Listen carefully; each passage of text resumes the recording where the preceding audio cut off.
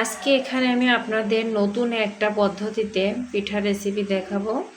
এখানে আমি পরিমাণ অল্প করে দুধ নিয়েছি আর মাত্র 1 চামচ চিনি,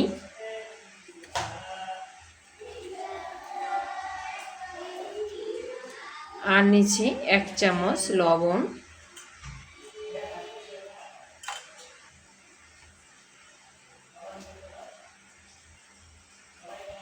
এখন আমি এর ভিতর চাউলের গুঁড়া আমি আর দেব, এই যে পোলাও চাউলের গুঁড়া দিছি আমি, আর ফ্রিজে ছিল। আর দেব সুজি,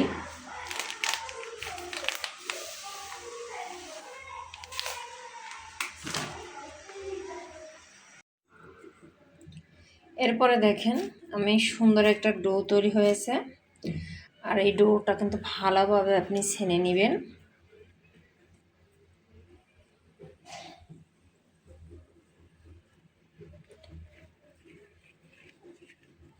যে আমি একটু নিচে, এখন এখান থেকে আমি অল্প অল্প করে নেব। যত চিকন বানাইতে পারবেন তত ভালো হবে।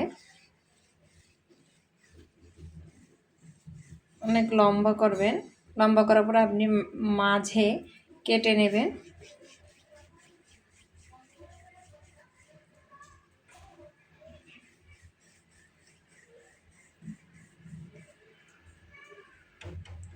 আরও চিকন করে নেবেন।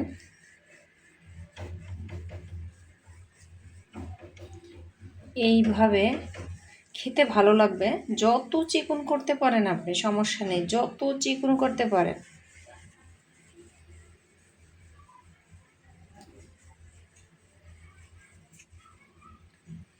এখন এইটা যত চিকন করবেন তত ভালো আপনার জন্য। যাই হোক, অনেকে আছে এত লম্বা লম্বা দিছে, আমি এত লম্বা দিব না। আমি যদি এত ছোট ছোট কেটে দিতে পারি, এভাবে ঠিক চুই পিঠার মতন আপনি এটাকে ছোট করেও দিতে পারেন। আমি এভাবে তৈরি করব না। এই দেখেন ঠিক এরকম চিকন হবে। আমি অফ ক্যামেরায় করে রেখেছিলাম, এতটুকু চিকন চিকন এরকম লম্বা থাকবে। তা আমি এটা কিভাবে তৈরি করেছি অবশ্যই আপনাদের দেখাবো, চলেন। এই যে একটা সিরিঞ্জ দেখতে পাচ্ছেন, সিরিঞ্জ। এই সিরিঞ্জের দেখেন চারি সাইড আমি একটু বড় ফুকা করে নিয়েছি, বড় ফুকা। এখন কিন্তু আমি এর ভিতর কিন্তু আমি এগুলো ঢুকিয়ে দেব।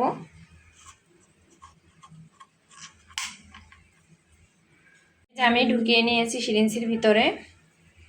এখন আপনি এটাকে চাপ দিলে, ঠিক আছে, চাপ দিলে দেখুন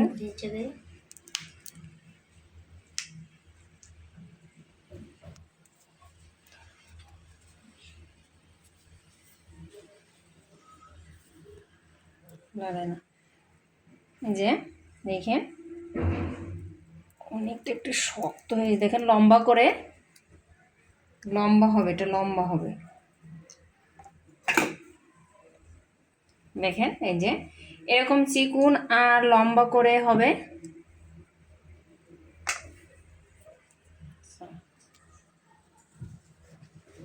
দেখেন এই যে লম্বা করে, এরপরে আপনি ছাড়িয়ে নেবেন। এটাকে আপনি ছোট ছোট করে নেবেন। এই যে এরকম করে নেব আমি, এক একটা করে এরকমভাবে সুন্দরভাবে বেছে নেব। চিকুন হয়েছে দেখছেন, চিকুন চিকুন করার বুদ্ধি, এরকম চিকুন করে নেবেন। এখন আমি এগুলোকে তুলে সব পিঠাগুলো এরকম করে নেব।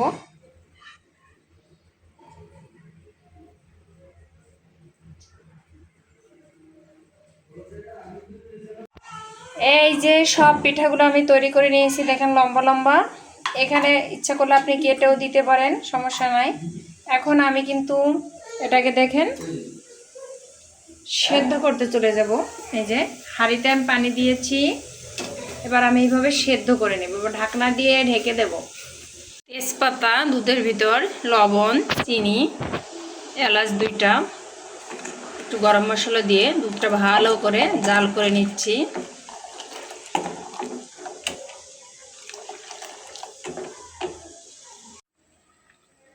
এই যে আমার পিঠাটা দেখতে পাচ্ছেন, এটা কিন্তু একটা গোশ দিয়েও খাওয়া যায় যে এই পিঠাটা।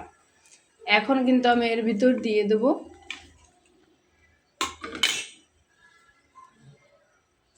আমার পাতিলটা একটু ছোট হয়ে গেছে, সমস্যা হবে না। আর গুঁড়িটা যখন আপনি সেদ্ধ করবেন তখন একটু চিনি দিছি, যার জন্য দুধ দিছি, বেশি স্বাদ হবে।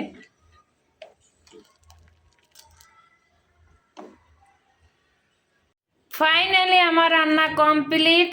দেখেন কত সুন্দর হয়েছে। আমি প্লেটে প্লেটে বেড়ে নিয়েছি, খেতে ভীষণ মজা। এই যে আপনারাও একবার হলেও ট্রাই করবেন। আমি একটু মোটা করে দিয়েছিলাম, দেখেন কত সুন্দর হয়েছে। আজকে এই পর্যন্ত, সবাই সব সময় পাশে থাকবেন। আল্লাহ হাফেজ।